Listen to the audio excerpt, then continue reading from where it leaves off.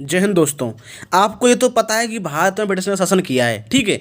लेकिन क्या आपको ये पता है कि भारत में केवल ब्रिटिश ही नहीं, और भी कंपनियां आई।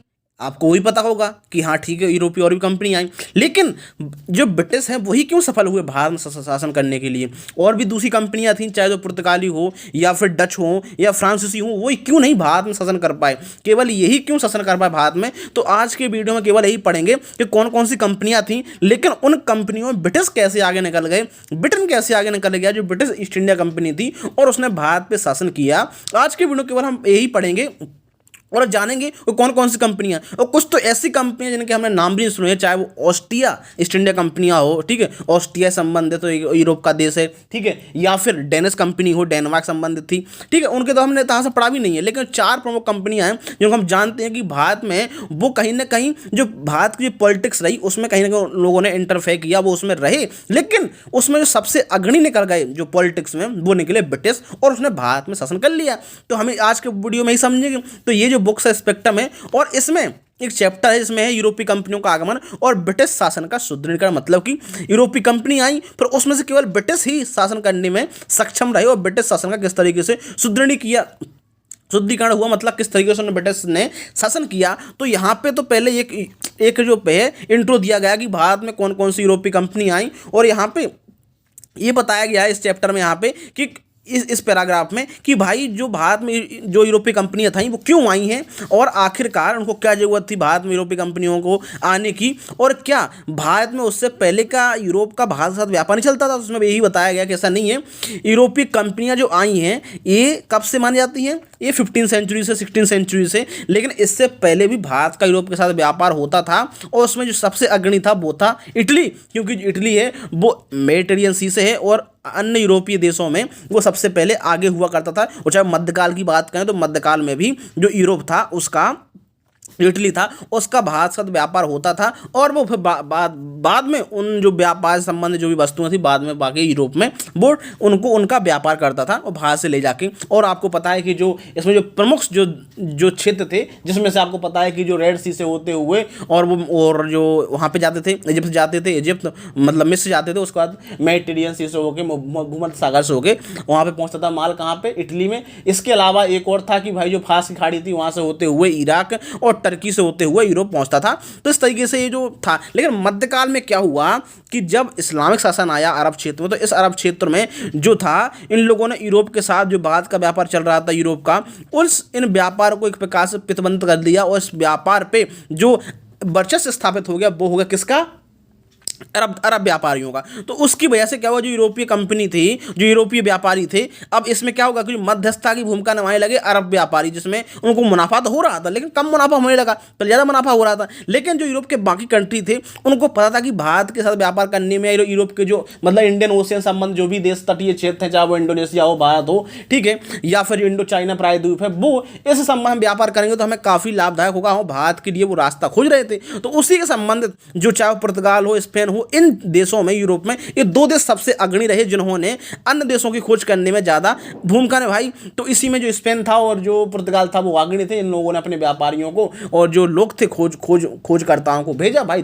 जो नई नई भौगोलिक खोजें खोजो, मतलब नए नए देशों की खोज करो। ठीक है, खोज का मतलब ये नहीं होता कि भाई वो देश नहीं पहले से, उनको पता है कि हाँ भाई क्योंकि ये देश पहले से है लेकिन हमें रास्ता नहीं मिल रहा है, तो इनके लिए एक नए समुद्री रास्ते की, समुद्री मार्ग की खोज करो। इसलिए भारत को उन लोगों ने भारत की खोज नहीं की। ठीक है, हम जब पढ़ते ना वास्को डी गामा ने भारत की खोज कर दी, वास्को डी गामा उसने भारत की खोज नहीं की बल्कि उसने भारत की एक समुद्री मार्ग की खोज कर दी, जिससे हम पता चल सकते हैं कि हम इस समुद्री मार्ग से जाके भारत का व्यापार कर सकते हैं। तो वो समुद्री मार्ग की खोज की थी, ना कि भारत की, क्योंकि भारत से तो पहले से वो जानते थे। तो इस तरीके से यहाँ पे ये बताया गया है कि पहले व्यापार चलता था। अब हम इसमें समझेंगे, सबसे पहले पुर्तगाली आए भारत में, तो भारत पुर्तगाली आए, से बताया कि उसने किस तरीके से समुद्री मार्ग की खोज की और पुर्तगालियों का आगमन हुआ। उन लोगों ने समुद्री मार्ग की खोज की और भारत में पुर्तगालियों का आगमन हुआ। और जहाँ हम पढ़ते हैं ना कि भारत में कि ये पढ़ रहा था जिसका नाम था भाई कि जिसका जैसे वास्को डी गामा, लेकिन वास्को डी गामा था उससे पहले भी एक व्यक्ति जो आया था, ठीक है, जो वास्को डी गामा से पहले, लेकिन वो भारत पे पहुंचा नहीं था।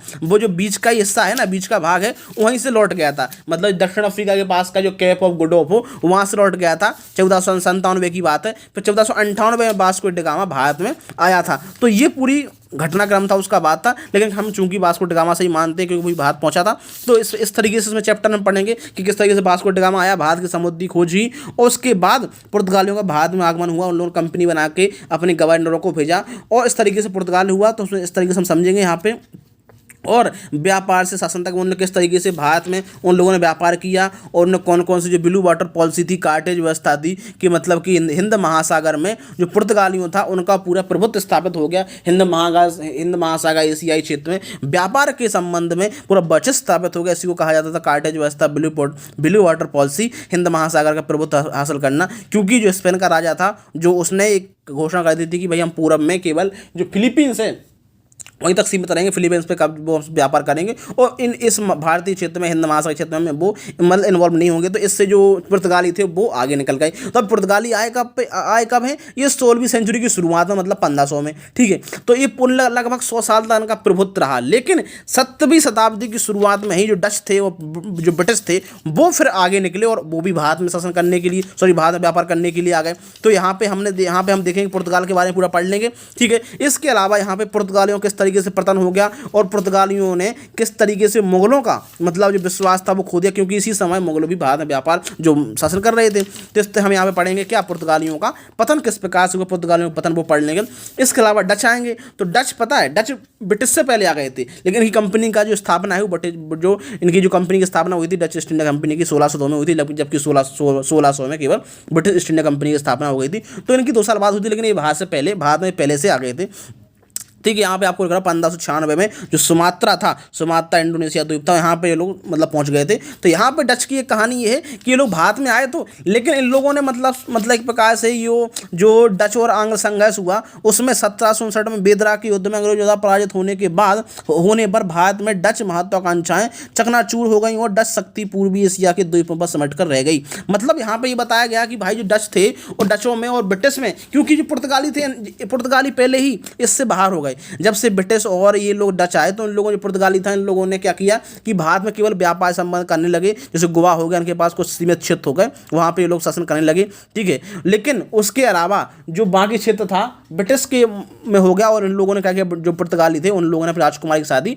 ब्रिटेन के राजघराने में कर दी और मुंबई था जो ब्रिटिश के जो गोवा के पास था, जो मतलब इनके पास था पुर्तगालियों के पास, वो उन्होंने ब्रिटेन को किस में दे दिया, दहेज में दे दिया, ठीक है। समझ रहे हो, भारत का क्षेत्र ये लोग मतलब जो एक दूसरे को दहेज खेल रहे हैं। लेकिन तो इस तरीके से वो तो पहले ही बाहर हो गए, रिश्तेदार हो गए पुर्तगाली, ठीक है। और वो मुख्य रूप से व्यापार करने लगे। और सबसे बड़ी बात था कि इन लोगों ने साउथ अमेरिका है वहाँ पे खोज करनी, जो ब्राज़ील, ये जो पूरा जो ब्राज़ील हो गया, ये क्षेत्र हो गया, अर्जेंटीना, इस क्षेत्रों पर कब्जा कर लिया था इन लोगों ने, स्पेन और पुर्तगालियों ने। तो वहाँ पे वो चले गए थे। तो इस तरीके से उन्होंने भारत में इन्वॉल्व नहीं किया, लेकिन ब्रिटिश थे वो भारत में इंटरेस्ट लेने लगे। तो अब क्योंकि डच भी आ गए थे, डच और फिर आंग्लों के बीच में, इंग्लैंड के बीच में संघर्ष हुआ, तो उसमें जो ब्रिटिश जो डच थे ये भी जो ब्रिटिश थे उनसे हार गए, ठीक है। कौन, डच। और ये लोग केवल जो पूर्वी एशिया वहाँ पे केवल सीमित रह गए, द्वीपीय क्षेत्र, मतलब कि जो इंडोनेशिया वाला क्षेत्र है वहाँ पे केवल ये लोग शासन करने लगे, मतलब इंडोनेशिया में केवल शासन करेंगे। और इंडोनेशिया के अलावा भारत में लोगों ने अपना दावा छोड़ दिया और केवल व्यापार संबंधित चीज़ें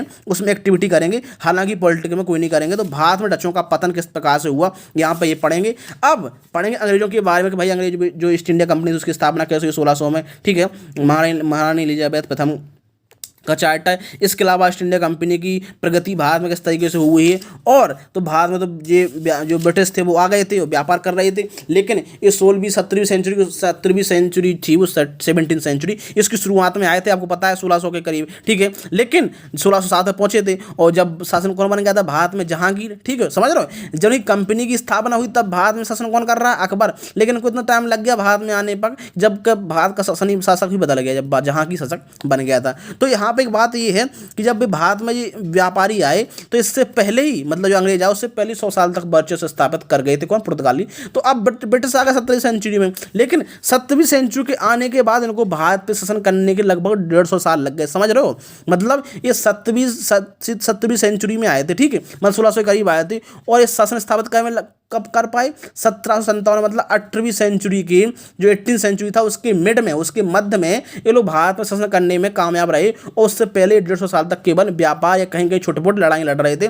या फिर वो उनसे माफ़ी मांग लेते थे वहीं पर, भाई ठीक है कोई दिक्कत नहीं है। और फिर अपने व्यापार में वो लगे हुए थे, व्यापार कर रहे थे, और कहीं कहीं छोटे छोटे स्तर पे वो जो राजनीतिक है, जो आपसी आपसी जो रंजिश चल रही थी जो राजाओं के बीच में, वहाँ पे वो हेल्प करते थे और उनका फ़ायदा उठाते थे। तो ये क्या था, ब्रिटिश का फ़ायदा था। लेकिन ब्रिटिश इसी बीच क्या आ गए थे कि भाई 1664 के करीब में क्या हुआ था, जो फ्रांसीसी थे वो भी भारत में आ गए। तो अब चूंकि फ्रांसीसियों को भी रास्ते लगाना था, तो यहाँ पे देखो जो पुर्तगाली थे, डच थे, वो तो बाहर निकल गए। अब गेम में केवल दो व्यक्ति बचे, ब्रिटिश और फ्रांस। तो ब्रिटिश और फ्रांस के बीच में भी युद्ध होना था। तो इसी तरीके से इनका जो होता है, ये होता है कहाँ पे, कर्नाटक में। मतलब कर्नाटक राज्य हुआ करता था जब मुगल एम्पायर का डिक्लाइन हो गया, जब 18th सेंचुरी में। तो 18th सेंचुरी की शुरुआत में ही, ठीक है, एक जो शासक था, ठीक है, शासक क्या मतलब, जो औरंगजेब की मृत्यु हो गई तो मुगल एम्पायर का डिक्लाइन होने लगा, तो क्षेत्रीय राज थे वो स्वतंत्र होने लगे। उसी में से एक राज था साउथ में, जहाँ पे आज तमिलनाडु का क्षेत्र है, यहाँ पे एक राज हुआ करता था कर्नाटक, जिसका नाम, जिसकी राजधानी थी अर्काट। वहाँ पे उसके जो नवाब थे, उनमें उत्तराधिकार के लिए कुछ वर्चस्व, मतलब लड़ाई चलने लगी, मतलब आपसी मतभेद होने लगे। और उसी प्रकार से हैदराबाद एक राज था, आपको पता है, जिनकी स्थापना की थी चिंगिस खान, ठीक है, उनको कहा जाता था निज़ाम उल मुल्क, ठीक है। तो उनकी मृत्यु हो गई थी, तो उनकी मृत्यु के बाद जो उनके जो उत्तराधिकारी थे, उनके में लड़ाई चल रही थी। तो इनसे संबंधित युद्ध हुए एंग्लो कर्नाटिक वॉर, जिसमें फ्रांसीसी, ब्रिटिश और जो भारत के क्षेत्रीय राज थे, वो उनके आदमी, उनके जो उत्तराधिकारी थे वो शामिल थे। तो ये प्रथम आंग्ल युद्ध हुआ 1740 से लेकर 1748 के बीच में। दूसरा हुआ 1751 से लेकर 1755 के बीच में। और तीसरा जो हुआ वो हुआ, आपको पता है कि वांडीवास का युद्ध हुआ था इसमें प्रमुख रूप से, ठीक है, 1756 से लेकर 1763 के बीच में, क्योंकि इसी बीच यूरोप में सप्तवर्षीय युद्ध भी चल रहा था। तो देखो, जब तृतीय युद्ध की बात करते हैं, द्वितीय युद्ध की बात करते हैं, इसमें जो ब्रिटिश थे वो अग्रणी रहे। पहले में जो यूरोप, जो फ्रांसीसी थे वो जीत गए थे, फ्रांस वाले जीत गए थे, और डुप्ले का गवर्नर था वो बहुत आगे निकला। और डुप्ले की नीति को हम इसको अच्छे डीप में पढ़ेंगे, लेकिन यहाँ पे केवल हम इसे बता रहे हैं कि भाई जो ब्रिटिश वो कैसे आगे निकल गया बाकी कंपनियों से। तो यहाँ पे उसके बारे में चर्चा कर रहे हैं। तो प्रथम जो कर्नाटक वॉर था, इसमें तो भाई जो ब्रिटिश थे वो तो पीछे निकल गए, ठीक है, ब्रिटिश की प्रकार से हार सी मान के चलो, ठीक है। लेकिन जो फ्रांसीसी थी वो जीत गए, और फ्रांसीसियों के बीच में महत्वाकांक्षा आ गई, अरे यार कि हम कम लोगों के साथ भी जो क्षेत्रीय राजा उनको हरा सकते हैं। उनके अंदर एक राजनीतिक एक वो आ गई भाई कि हमें, मतलब लालच आ गई कि हमें जीतना है भाई, भारत पे कब्जा करना है। लेकिन दूसरे ही जो कर्नाटक वॉर होता है उसमें ये लोग पीछे हो जाते हैं, और जो ब्रिटिश गवर्नर था, जो रॉबर्ट क्लाइव था, वो इस संबंध में इससे इन लोगों से आगे निकल जाता है। तो इसलिए उसको फायदा होता है, ठीक है। तो इसी में जो डुप्ले था, वो डुप्लेसी दूसरे युद्ध में वो फ्रांस चला जाता है, उसकी जो उसकी सरकार है वो बुला लेती है, और दूसरा गवर्नर आता है। तो कहीं ना कहीं जो फ्रांसीसी थी उनमें भी अंदर कमी रही, ठीक है, जिसके अंदर वो भारत शासन नहीं कर पाए, क्योंकि उनके जो आपसी मतभेद थे, आपसी गवर्नरों में सरकार की सबसे बड़ी बात थी कि जो कंपनी थी वो कंपनी थी गवर्नमेंट वाली, जो फ्रांसीसी कंपनी जो प्राइवेट थी। तो उसमें सरकार का भी कहीं ना कहीं उनकी चूक रही, उनकी जो भी पॉलिसी थी किस प्रकार से। इसमें जो ब्रिटिश थे वो आगे निकल गए। इसी तरीके से तीसरा हुआ, उसमें भी उन लोगों ने हरा दिया, और केवल यहाँ से तीसरा युद्ध जीत कर ब्रिटिश ने ये साबित कर दिया कि भारत में शासन करेगा तो कौन करेगा, केवल ब्रिटिश शासन करेंगे। क्योंकि फ्रांसीसी शक्ति इसके बाद पूरी मतलब एक प्रकार से वो पूरे नीचे आ गए, मतलब वो हार गए। और अब इनके बाद केवल कोई भी किसी प्रकार से इनको अधिकार नहीं दिए, केवल ये व्यापार कर सकते हैं, लेकिन ये किसी प्रकार से ना कोई सेना या फिर कोई किसी प्रकार से पॉलिटिक्स में राजनीतिक रूप से हस्तक्षेप नहीं करेंगे। और ब्रिटिश यहाँ से आगे निकल गए। और इसी बीच आपको पता है जब तृतीय कर्नाटक वो चला था, इसी बीच आपको बंगाल में पलासी युद्ध हो गया, और इसी पलासी युद्ध में ये लोग जीत गए ब्रिटिश वाले। और उसके बक्सर का युद्ध 1764 में हुआ। तो आपको पता है कि जो ब्रिटिश था वो आगे निकल गया, फ्रांसीसी शक्ति बाहर निकल गई। इस प्रकार से इन लोगों ने, ब्रिटिश थे, इन लोगों ने तीन शक्तियों को जो भारत में आई, चाहे वो डच हो, चाहे पुर्तगाली हो, या फिर फ्रांसीसी हो, इनको अपने रास्ते से किस प्रकार से उन लोगों ने अलग किया, और भारत पे एक प्रकार से उन लोगों ने कब्जा कर लिया। इसलिए ये जो युद्ध है कर्नाटक, एंग्लो कर्नाटक वॉर, हम इनके बारे में एक वीडियो में अलग से चर्चा करेंगे कि जो फर्स्ट एंग्लो कर्नाटक वॉर था, सेकंड एंग्लो कर्नाटक वॉर था, और थर्ड एंग्लो कर्नाटक वॉर था, इसमें क्या घटना क्या हुआ, क्या बैकग्राउंड था, और कैसे हुआ, और इन युद्धों ने किस तरीके से ब्रिटेन को फायदा पहुंचाया कि भारत में वो शासन कर सके।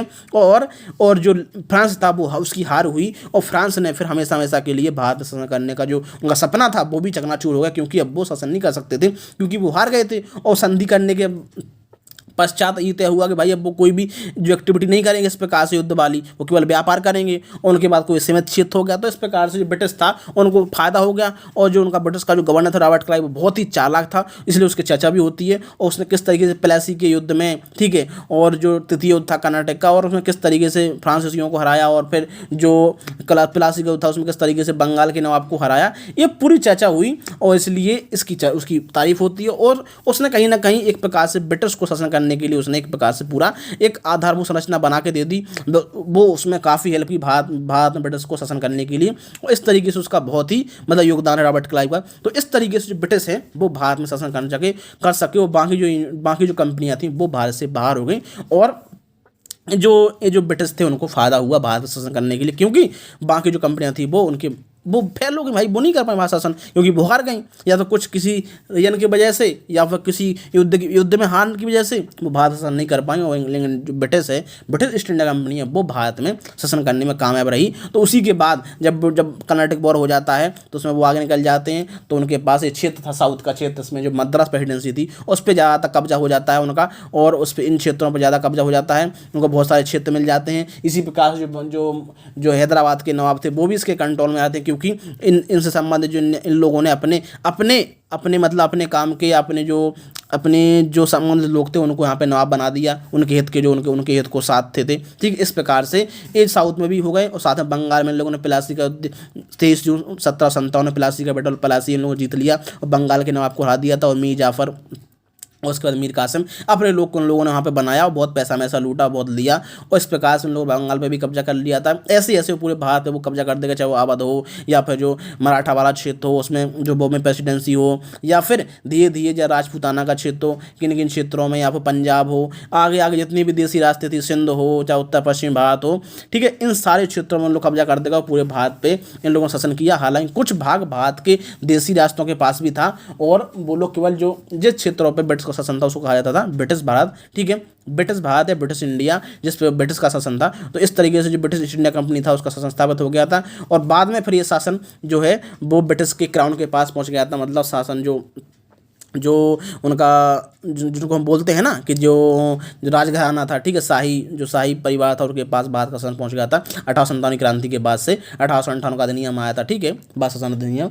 तो इस तरीके से वो था। तो इस तरीके से हमने देखा है कि इस वीडियो में किस तरीके से जो वो कंपनियां थी वो बाहर हो गई और ब्रिटिश केवल आगे निकल आए। उनमें कहीं ना कहीं ब्रिटिश जो है वो काफ़ी उनकी भूमिका रही। और जो वॉर हुए कर्नाटक वॉर और या प्लासी का वॉर, इनने इंग्लैंड को काफ़ी मदद की और भारत शासन कर सके। और जो बाकी जो शासन थे वो नहीं कर पाए, ब्रिटिश ईस्ट इंडिया कंपनी के सामने वो नहीं रुक पाए। उस तरीके से चाहे ब्रिटिश हो वो इंडोनेशिया में सीमित रह गए, और जो फ्रांस थी वो भी केवल व्यापार करने लगे और वो नहीं शासन कर पाए भारत पे। और इस तरीके से पुर्तगाली थे, वो तो उन्होंने वैवाहिक संबंध स्थापित कर लिया, तो वो तो वैसे लड़ाई में नहीं रहे। तो इस तरीके से पूरा ब्रिटिश शासन कर लिया। तो हमने इस वीडियो में जाना है कि किस तरीके से केवल ऐसा नहीं था केवल भाई ब्रिटिश आया और शासन कर लिया। ब्रिटिश के अलावा और भी ईस्ट इंडिया कंपनी आई हैं जिन लोगों ने भारत व्यापार किया, और कहीं ना कहीं वो शासन करने के लिए भी उनमें लालच था, लेकिन वो सफल नहीं हो पाई और ब्रिटिश केवल सफल हो पाए। इसलिए उन लोगों ने भारत पर शासन कर लिया ब्रिटिश ने। तो इस तरीके से हम लोग इस वीडियो समझ सकते हैं कि भाई ब्रिटिश ही शासन नहीं, मतलब ब्रिटिश शासन किया, ऐसा नहीं कि कोई और दूसरी कंपनी भारत में नहीं आ पाई, और दूसरी कंपनियां भी भारत में आई, लेकिन वो लोग शासन करने में एक प्रकार से कामयाब नहीं हुए। तो इस तरीके से हम देख सकते हैं कि भाई ये पूरा घटनाक्रम था। और ये जो वीडियो यदि आपको अच्छा लगा हो, ठीक है, समझ में आएगा भाई कि ब्रिटिश ईस्ट इंडिया कंपनी भी आई, और भी कंपनी, चाहे पुर्तगाली हो, फ्रांसीसी हो, ठीक है, डच हो, वो भी आए। डच मतलब होता है नीदरलैंड, हॉलैंड इनको कहा जाता है। एक देश है मतलब यूरोप में जिसका नाम है नीदरलैंड, ठीक है, जिसका एक आपको पता होगा जो एम्स्टर्डम ये जो बंदरगाह वो बहुत प्रसिद्ध है और बहुत व्यस्त माना जाता है, वो इसी देश में अंतर्गत आता है। ठीक है, तो ये देश है।